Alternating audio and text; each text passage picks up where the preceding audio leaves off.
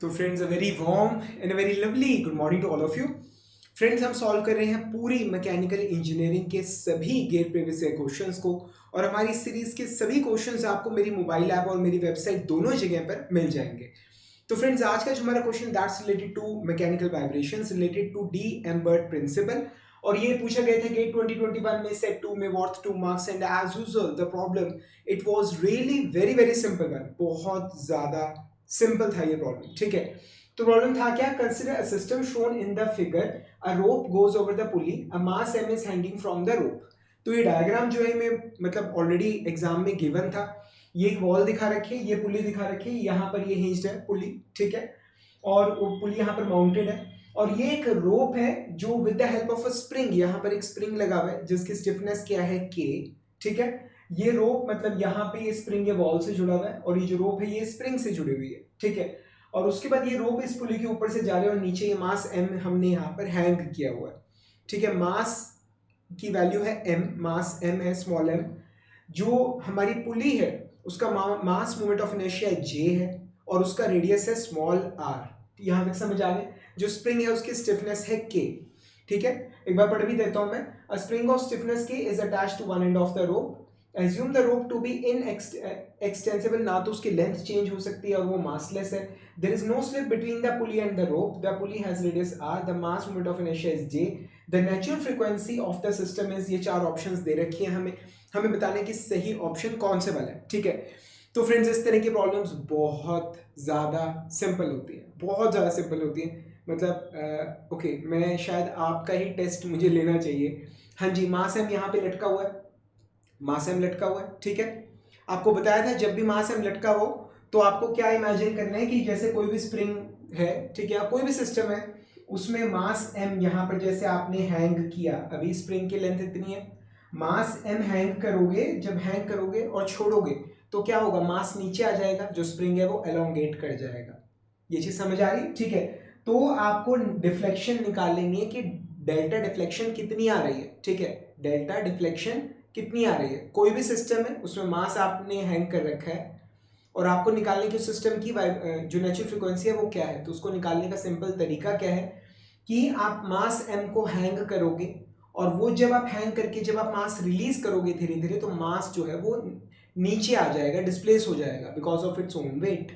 तो आपको क्या निकालना है, आपको ये निकालना है कि डिफ्लेक्शन जो है, डिफ्लेक्शन जो है वो कितना है, डेल्टा कितना है, ठीक है। And then you have to formula apply the formula omega n is equal to square root of s by m is equal to square root of g by delta, ठीक है। ये चीज मालूम है ना, s delta is equal to M g, ठीक है। तो एलोंगेशन निकाल लोगे, कैलकुलेट कर लोगे, और यहाँ पे फॉर्मूले पुट करोगे तो ओमेगा एन आ जाएगा, ठीक है। हाँ जी, आपसे पूछ रहा हूँ इस तरह से होगी क्या प्रॉब्लम सॉल्विंग?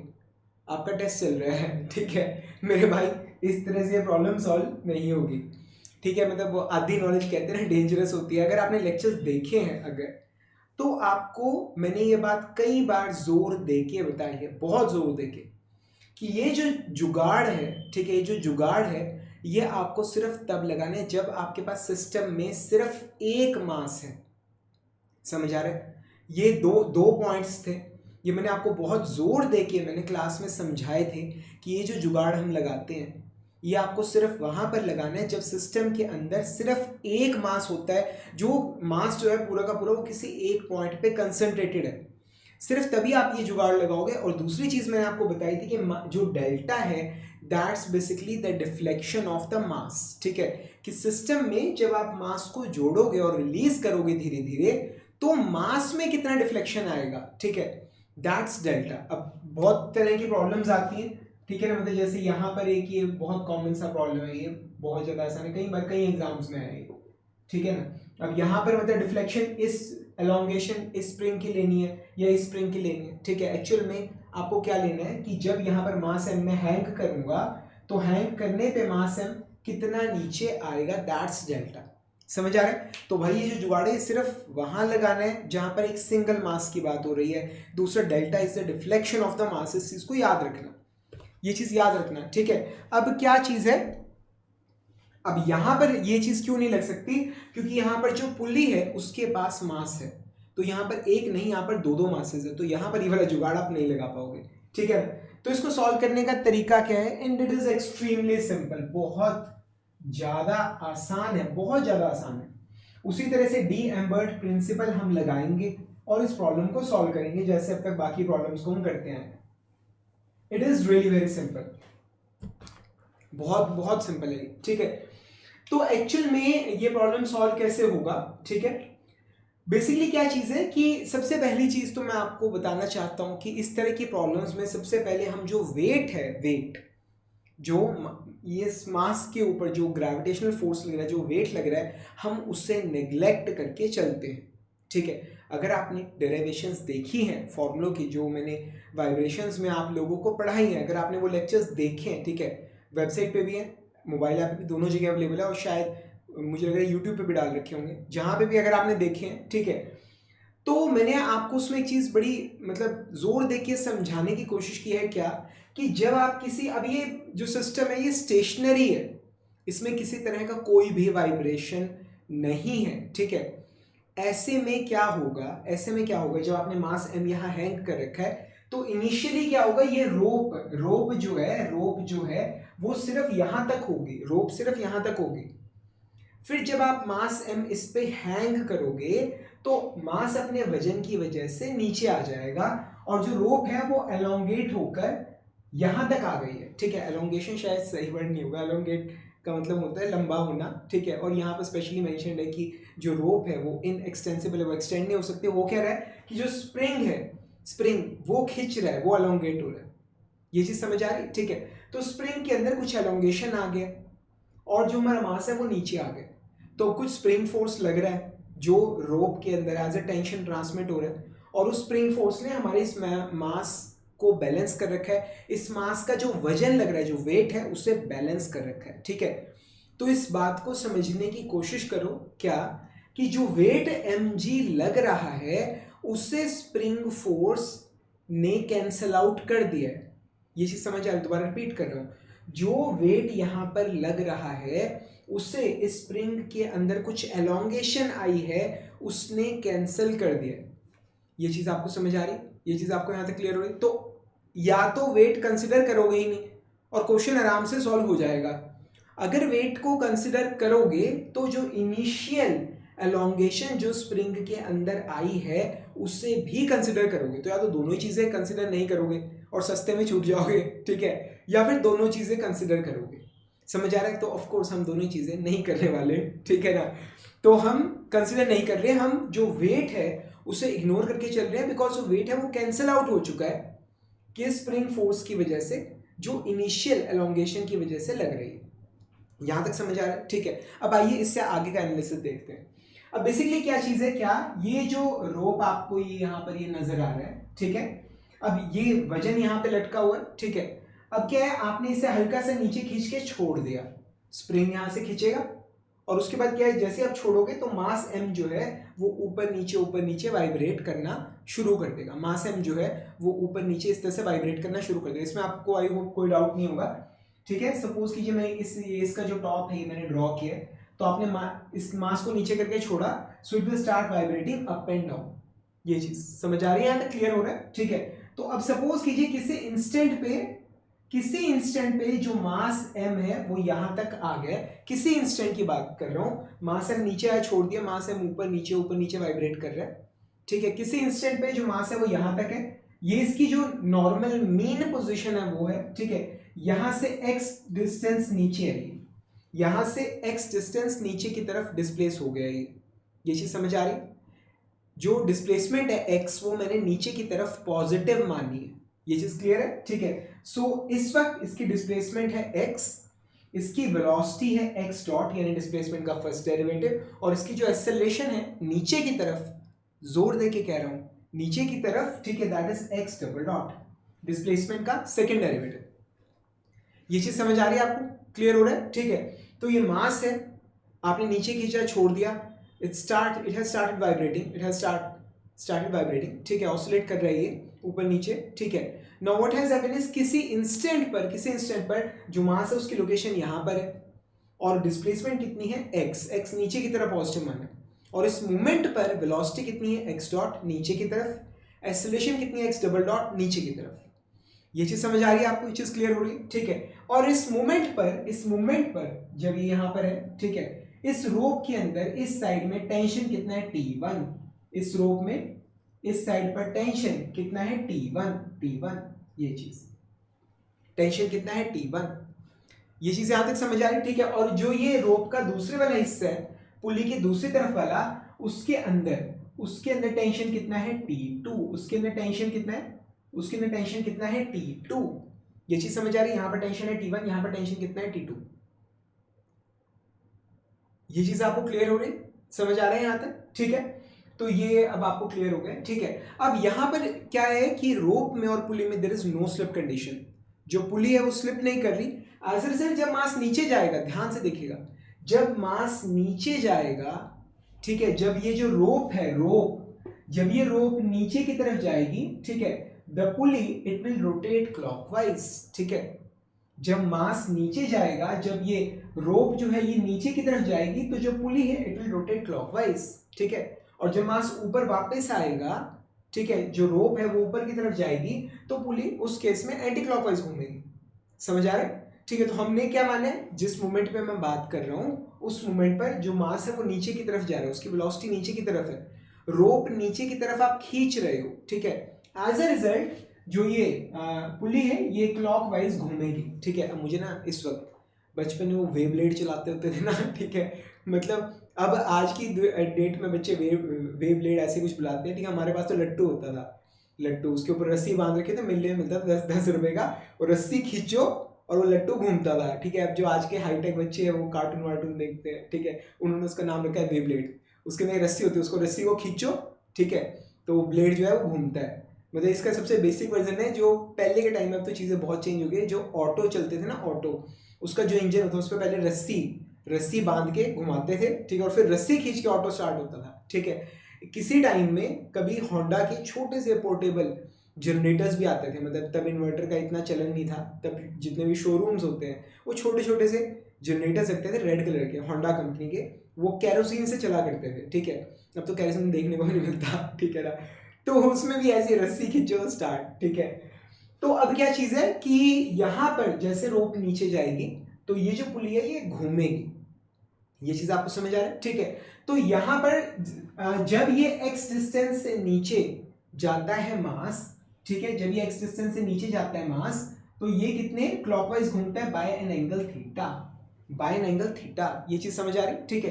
तो x में और थीटा में मतलब रिलेशन क्या होगा, x is equal to r theta, ठीक है। ये चीज बड़ी गौर करने वाले कि जो रोप है वो स्लिप नहीं कर रही, ठीक है, वो स्लिप नहीं कर रही, तो जितना ये मतलब एक तरह से घूमेगा, ठीक है, उतना ही रोप नीचे जाएगा।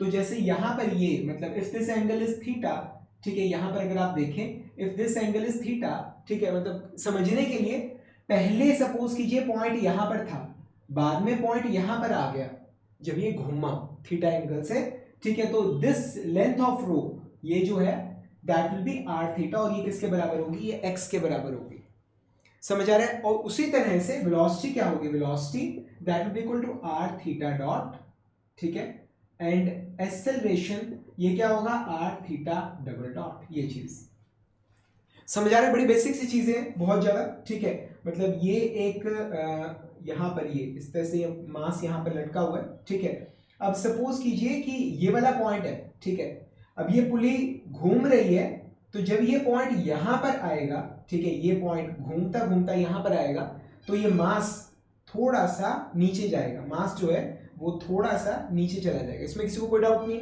ठीक है। तो ये x डिस्टेंस से नीचे गया, तो कॉमन सेंस की बात है कि ये पॉइंट यहां था, ये यहां से यहां आ गया, तो ये लेंथ भी कितनी होगी, ये लेंथ भी x होगी, ठीक है ना। और ये एंगल अगर थीटा है, and this if this radius is r, then r theta is equal to x, ये चीज। अब इस इक्वेशन को डिफरेंशिएट कर दोगे तो r इंटू एंगुलर वेलोसिटी, ये वेलोसिटी आ जाएगा, r इंटू एंगुलर एक्सेलरेशन, ये लीनियर एक्सेलरेशन आ जाएगा।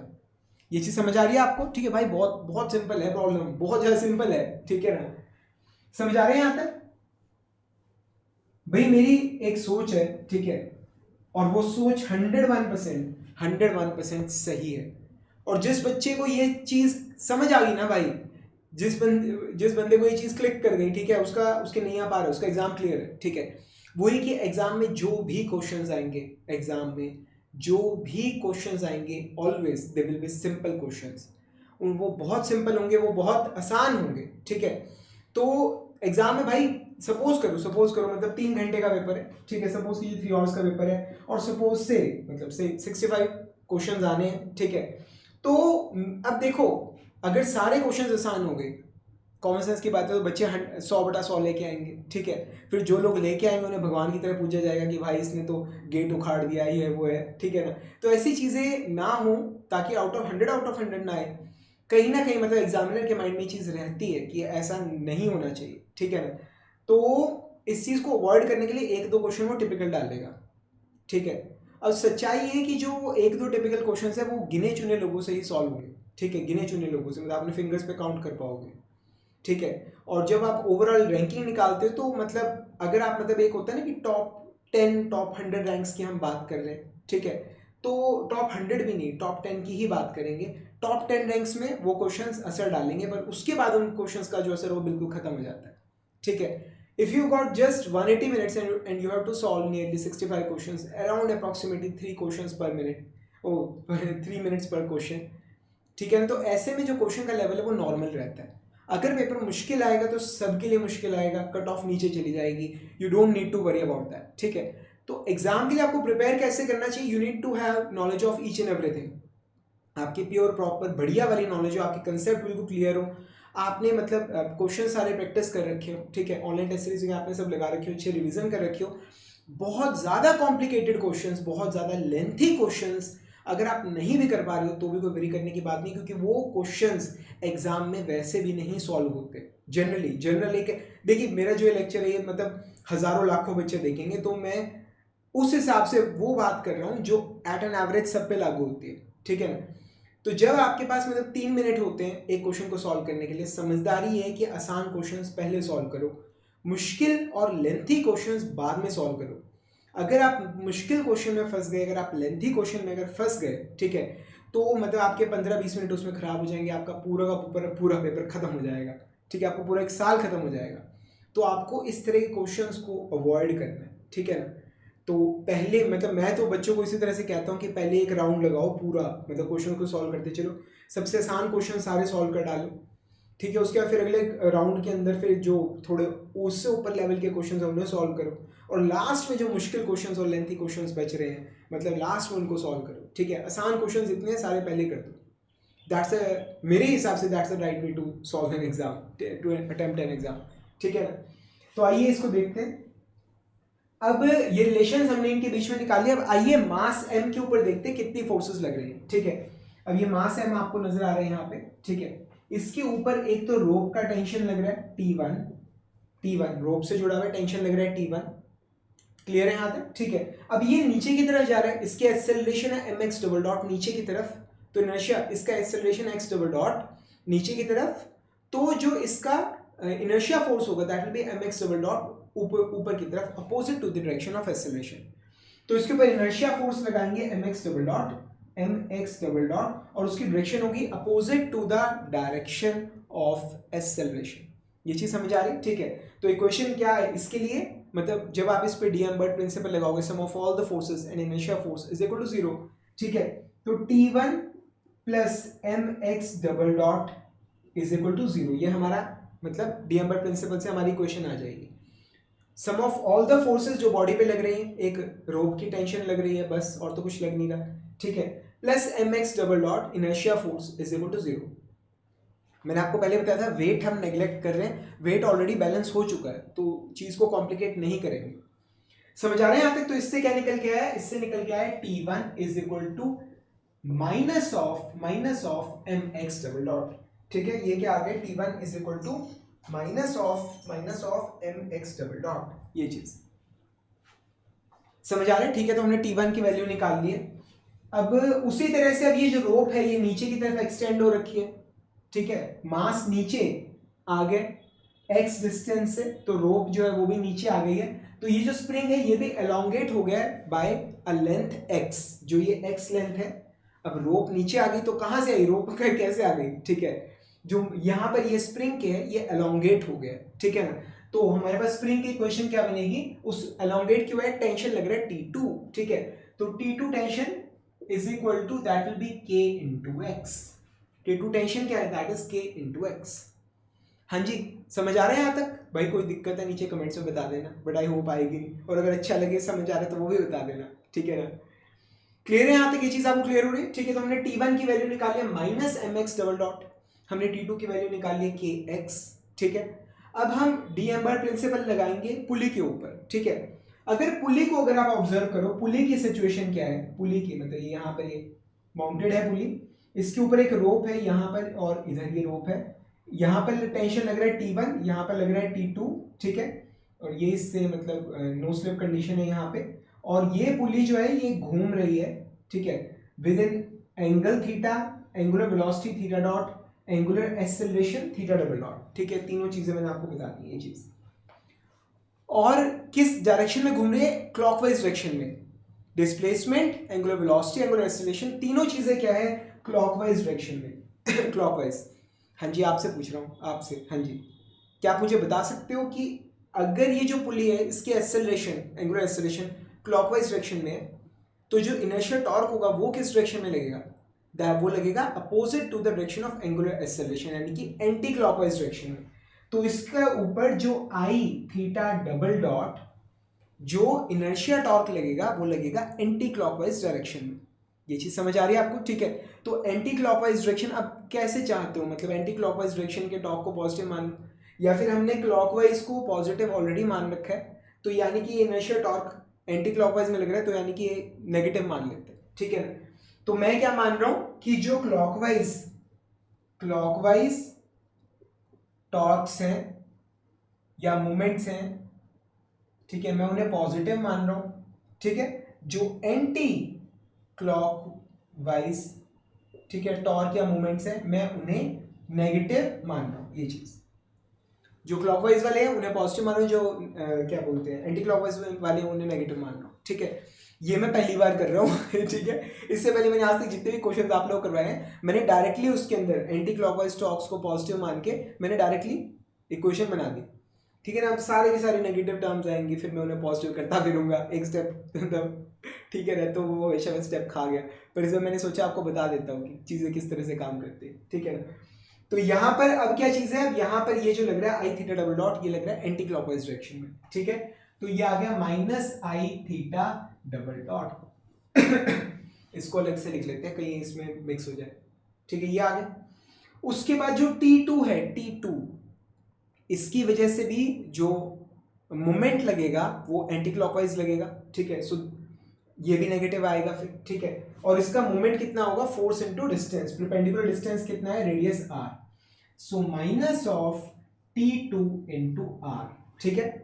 और ये वाला जो T1 है इसका जो मोमेंट है वो क्लॉकवाइज आएगा, तो वो according to sign convention will be positive, so plus T1r is equal to 0, ठीक है।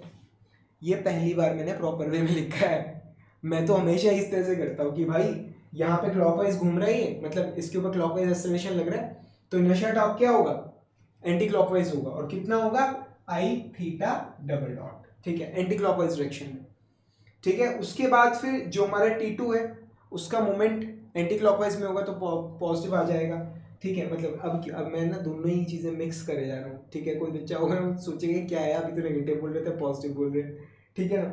अभी चलो अभी इसको छोड़ दो, इस पूरी इक्वेशन को ये हमने लिखी थी, ठीक है, इसको माइनस से मल्टीप्लाई करेंगे तो क्या आ गया, I theta double dot plus T2r minus T1r is equal to 0। ये चीज समझ आ रहा है, ठीक है। ये हमारा एंटी क्लॉकवाइज था, ये भी एंटी क्लॉकवाइज था, ये क्लॉकवाइज था, समझ आ रही चीज। तो ये इक्वेशन आ जाएगी, आप जैसे मर्जी आप खुद बना लेना, चाहे कैसे बनाओ, चाहे साइन लेके बनाओ चाहे बिना साइन लेके बनाओ, इक्वेशन ये यही बनेगी, इक्वेशन सही बनेगी आपकी, ठीक है ना। ये चीज समझ आ रही है आपको, ठीक है।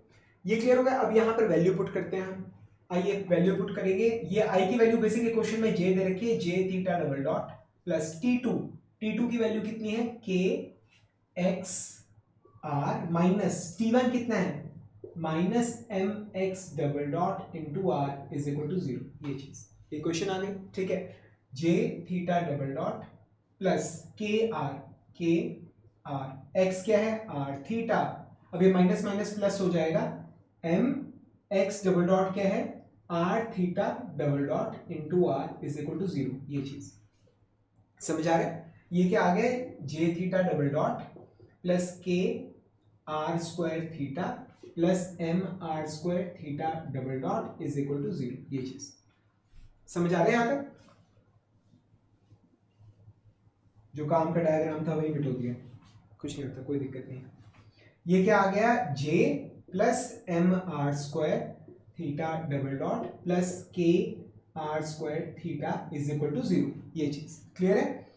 थीटा डबल डॉट प्लस के are square divided by J plus M R square theta is equal to 0। ये चीज ठीक है, तो निकला हो गया सॉल्व। ठीक है, ये क्या आ गया हमारे पास, अभी इसको कंपेयर करेंगे theta double dot plus omega natural square theta से इज इक्वल टू 0, तो हमारे पास आंसर क्या आ जाएगा, ओमेगा नेचुरल कितना आ जाएगा, that will be equal to square root of K are square divided by J plus M R square. ये चीज K are square divided by j plus m r square, so this option is the correct one, this is the correct one।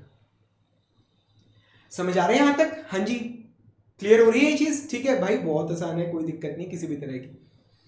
ठीक है, अब ना एक काम करता हूं, मैं वो केस भी बता देता हूं किस तरह से अनफोल्ड होगा। अगर कोई स्टूडेंट ग्रेविटी को कंसिडर कर रहा है, ठीक है, अगर कोई बोले कि सर मैंने तो करना है, मैं तो कंसिडर करूंगा, ठीक है, तो ऐसे में प्रॉब्लम कैसे सॉल्व होगी, कोई फर्क नहीं पड़ेगा, इक्वेशंस यही निकल के आएंगी, जो इक्वेशंस आपके सामने लिखी हुई हैं इक्वेशंस यही निकल के आएंगी, ठीक है ना, इक्वेशंस यही निकल के आएंगी, कोई फर्क नहीं पड़ेगा। उसके अंदर एक साइड पे वेट आ जाएगा, एक साइड पे जो पहले वाला स्प्रिंग फोर्स था वो आ जाएगा, एक्स्ट्रा वाला, ठीक है, दोनों एक दूसरे को नलिफाई कर देंगे, प्रॉब्लम सॉल्व हो जाएगी, इक्वेशंस भी यही बन के आएंगी। ठीक है, आइए मतलब मैं आपको कहूँ तो आप एक बार मैं करके भी दिखा देता हूँ आपको कि कोई फर्क नहीं पड़ेगा।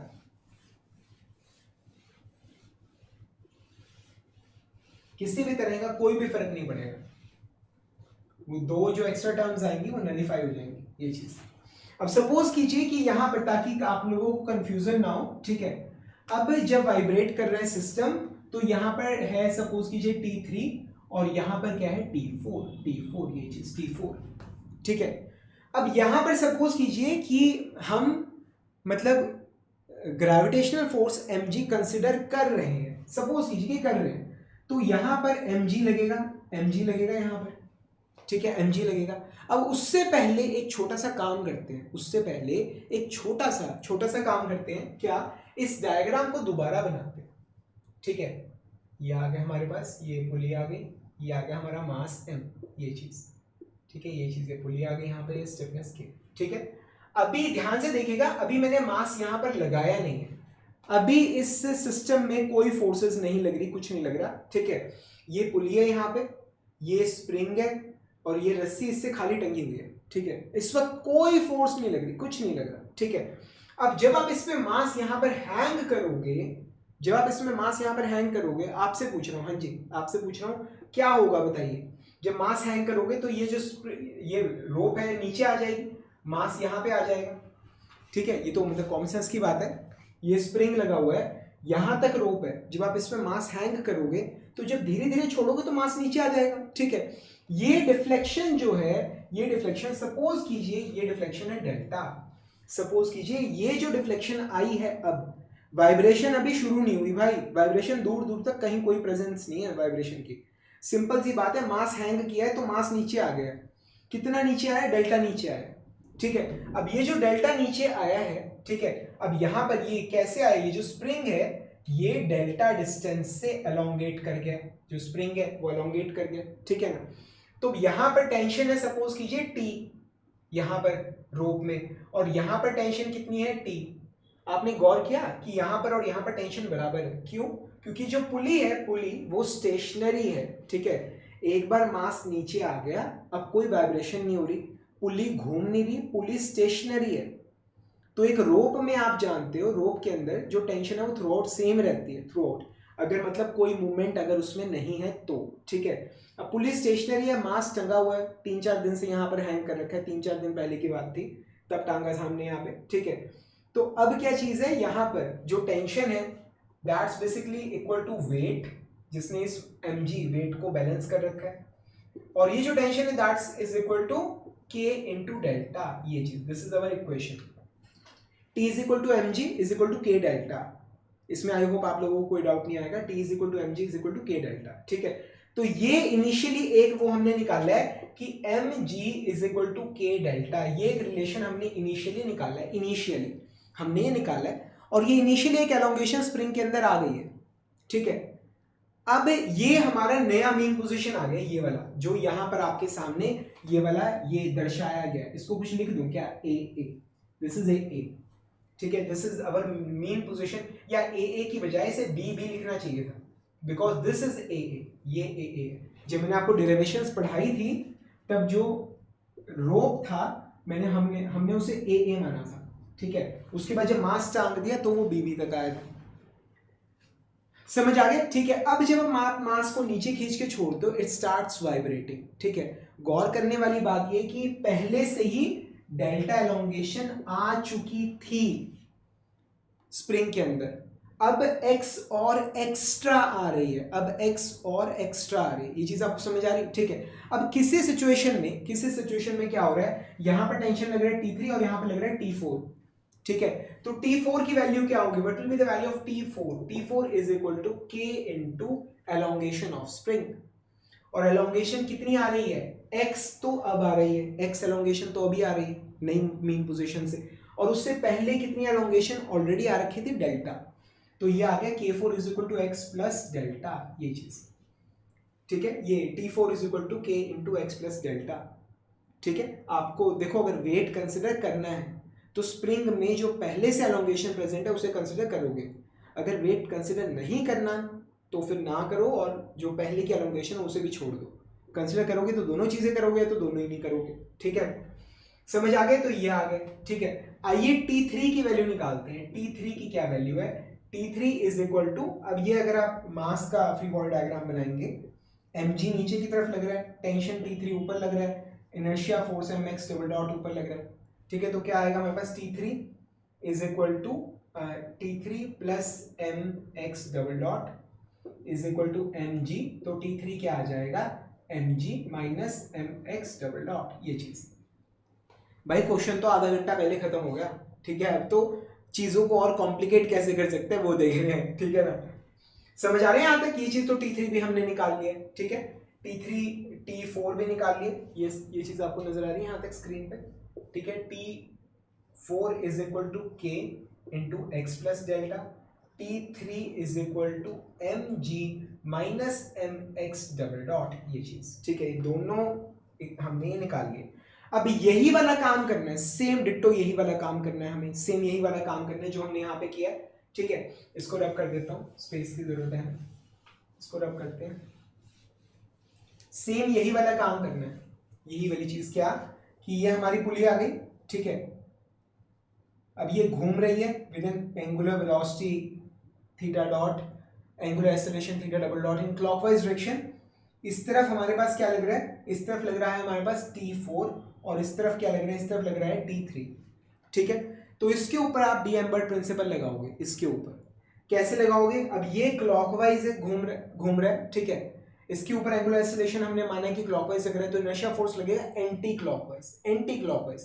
इनर्शिया फोर्स कैसे लगेगा, इनर्शिया फोर्स है आई थीटा डबल डॉट, और कैसे है, इट इज एंटी क्लॉकवाइज, ये है एंटी क्लॉकवाइज, समझ आ रहे हैं, ठीक है। उसके बाद T4, इसकी वजह से जो मोमेंट लगेगा सेंटर के about, that will also be anti clockwise, तो ऐड होगा, ठीक है। So plus T4 into radius r, radius की दूरी कितनी है, r है ना, T4 इनटू रेडियस r, ठीक है। और ये है T3, इसकी वजह से जो मोमेंट लगेगा वो लगेगा क्लॉकवाइज। अब ये पहले वाला भी एंटी था, दूसरे वाला भी एंटी था, तीसरे वाला क्लॉकवाइज, इसको माइनस कर देते हैं, ठीक है। Minus T3 into r is equal to 0, ये आ गया, समझ आ रहे हैं यहाँ तक, ठीक है। तो ये आ गया, आई की वैल्यू क्वेश्चन में जे दे रखी है, जे थीटा डबल डॉट प्लस के T4 कितना है, it is k into x plus delta, minus T3 कितना है, mg minus mx double dot, यहां पर r तो रहेगा, हर बार रह जाता है, इंटू r माइनस, ठीक है, mg minus m x double dot, ठीक है, into r is equal to 0, ये चीज समझ आ रहा है, ठीक है।